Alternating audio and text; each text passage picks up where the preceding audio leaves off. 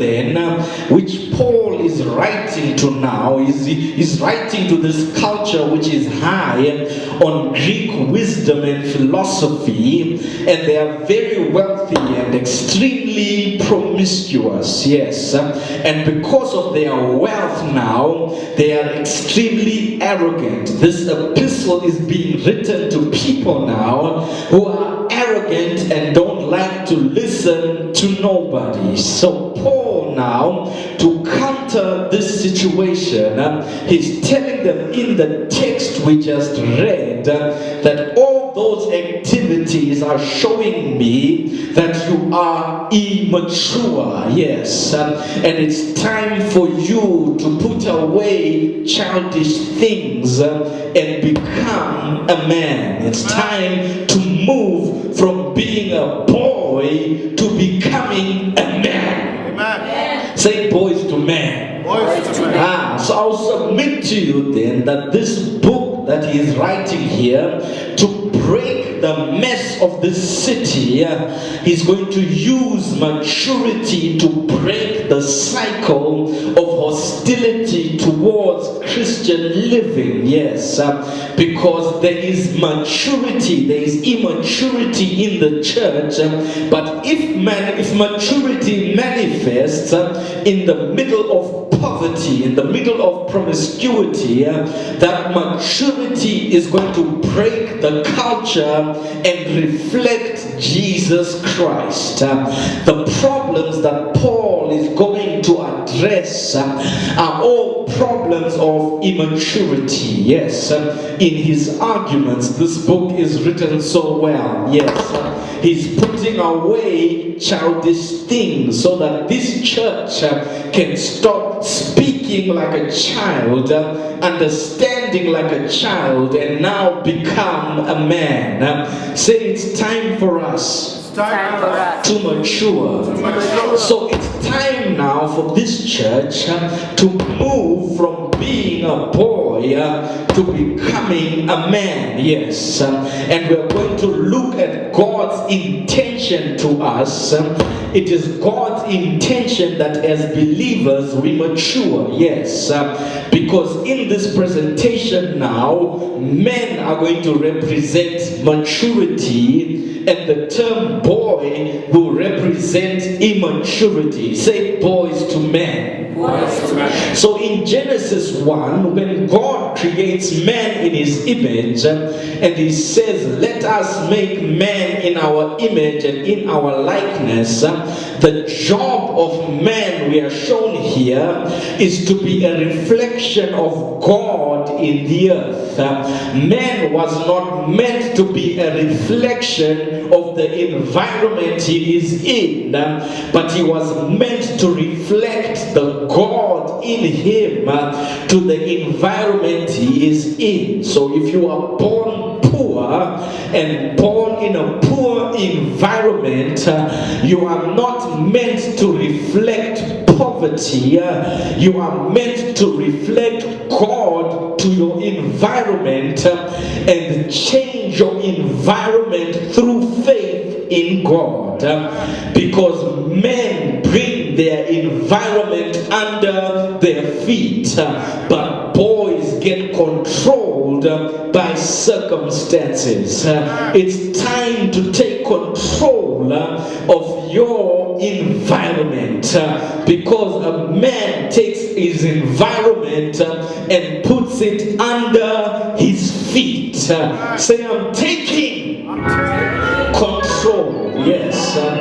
So when God blesses man in Genesis 1:28, he says, let us make man in our image, and let him be fruitful, let him multiply, let him replenish, let him subdue, and have dominion. Yes. And these are the 5 pillars of maturity.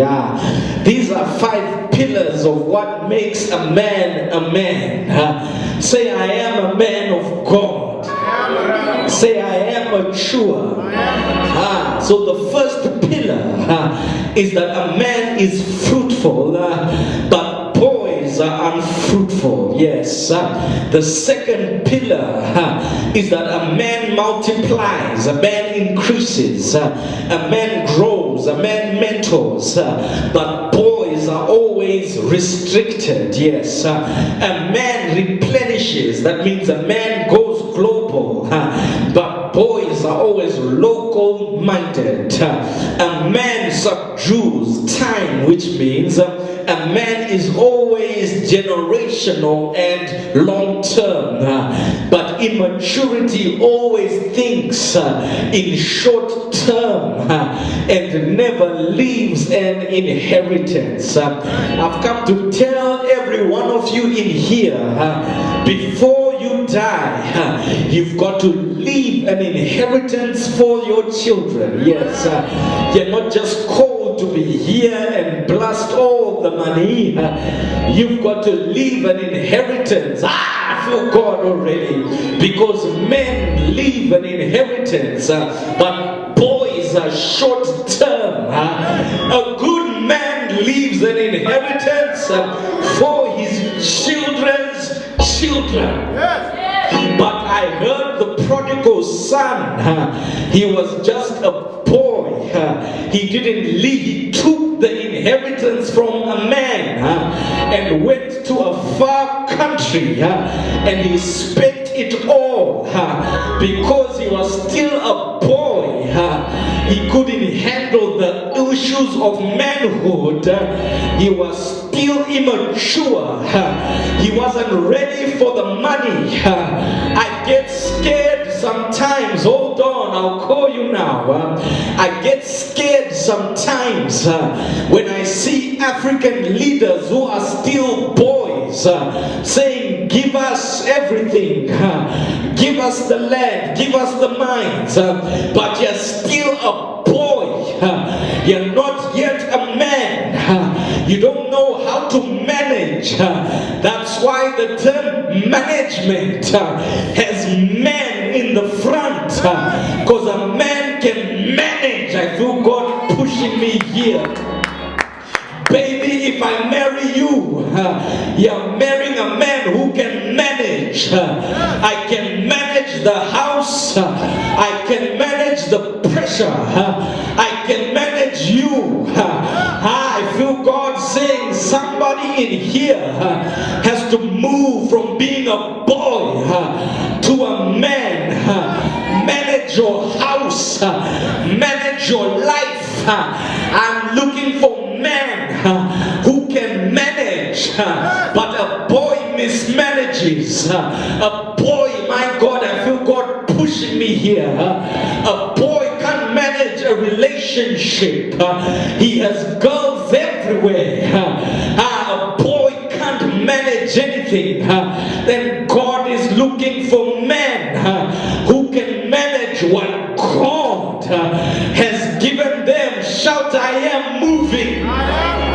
From boys to men. And the fifth pillar of a man is dominion. A man will have dominion, but boys get dominated. When you're a man, you refuse to be dominated by anybody. I haven't come to Johannesburg to fail. I haven't come to this city to be a failure and be dominated by Kenny Kunene. I've come to dominate. I've come to take over, because a man takes dominion. A man will refuse to be dominated by ungodly evil. Oh, Jesus. People who don't know how to pray, people who don't know how to worship. I've come to take over. I've come to dominate. I'll dominate in this city. I'll supersede everybody. I'll take over everything that you see in here.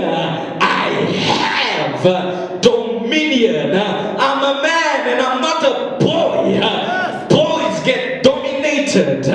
Boys become losers. Boys become failures. But I'm a man, baby.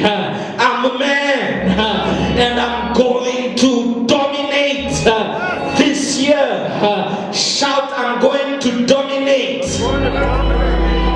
So I'm going to deal with the first pillar a little bit, because the first pillar of fruitfulness is the main pillar that the devil attacks in a man, because in a man's life the most important thing to a man is his ability to be fruitful. I feel God pushing me here.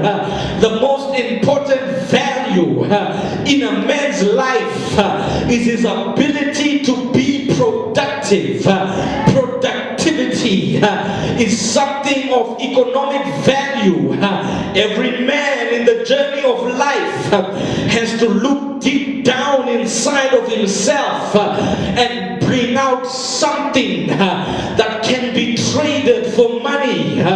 Being fruitful then is being productive. It's bringing out something from your soul that you can trade for money. So when a man is struggling financially, you feel so down, you feel like nothing, you feel like the scum of the earth. There's no kiss from a woman that can make you feel good. There's no hug from a woman that can make you feel good. That's why sometimes some men can say later for romance, I got a job to do right now. I've got to find a way to provide for my family. Can I get an amen in here? That's why the devil attacks men financially. The devil always wants to attack the finances of a man. The enemy never wants us to make money. That's why sometimes business just gets dry. That's why sometimes I feel God preaching to some men. Sometimes you just find yourself in a